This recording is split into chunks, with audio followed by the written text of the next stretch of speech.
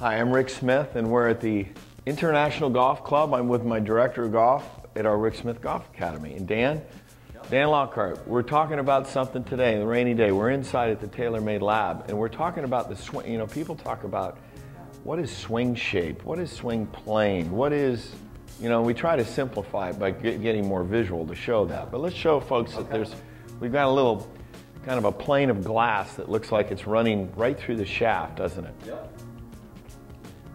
And you'll see how when you swing back, this is the swing you just made, you're swinging along it going back, and then you'll start to set your wrists.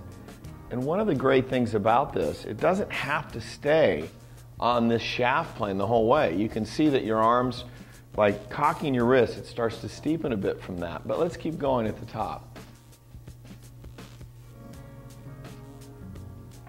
Okay, so we do see that it separates from that, but interesting enough, look at that line, Danny, where the shaft is parallel to the shaft plane at this point. Yep. Okay, so you're in a, raised, right? yeah, it's just raised because your shoulders are certainly above that, so they're going to go up. So the point is there is a swing shape where you're swinging back on a shape that looks like this, and then your arms are working up, then you're coming back down. Now, when you start to come down, let's take a look at this, because this is the most important thing, where we see people come over the top, so to speak, of their swing.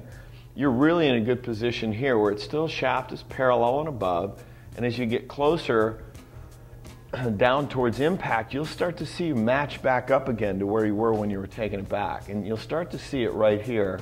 Keep coming. And right there, you can see that the shaft is parallel to it, and then you'll be matching up and swinging down.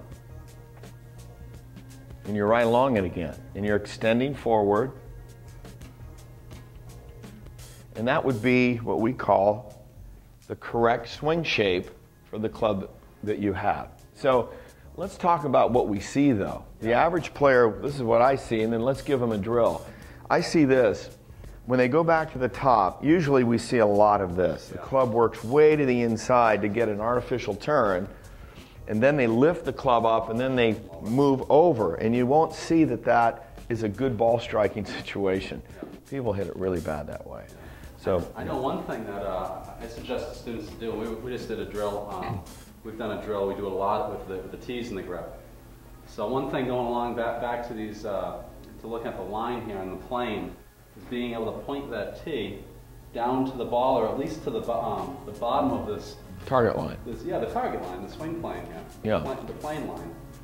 So pointing the tee down to that, back, and then through. And that'll help you if you swing deliberately, you swing slowly enough to see where am I, if I'm here. Right, Plane, right. Plane, right? Well, that's good to do. And the other good one, I think, is one of my favorite all-time drills. You know, whether you're using this for a champion, US Open champion, or a Masters champion, or somebody that's really learning to get rid of a slice, we love setting up to it like this, and then we draw the right foot back, like this. We swing back, make sure it doesn't go too in.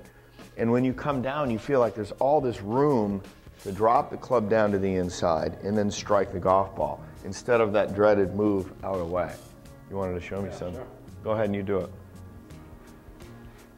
You know, I think it's so important that getting out of that dreaded steep over the top move, divots going left, big slices, pulled short irons.